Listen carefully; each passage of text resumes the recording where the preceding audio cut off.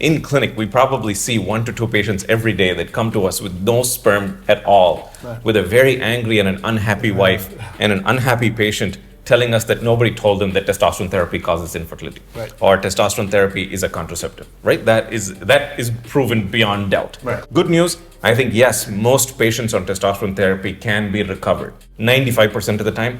If they made sperm before their testosterone therapy, they'll likely make sperm after testosterone therapy.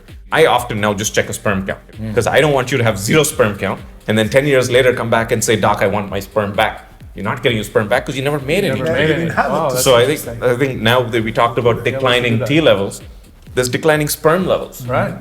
And so I think that's why it's important for us to make sure that we not just educate the patient that's starting testosterone therapy, but that wants to come off of testosterone therapy, that there is a good chance that they'll get their sperm back, but also understand if they never made it before, they're not going to make it. Right, that's the caveat. Yeah. So 95% of patients on long-term testosterone therapy were able to recover, restore their fertility. Incredible. This is amazing. Right.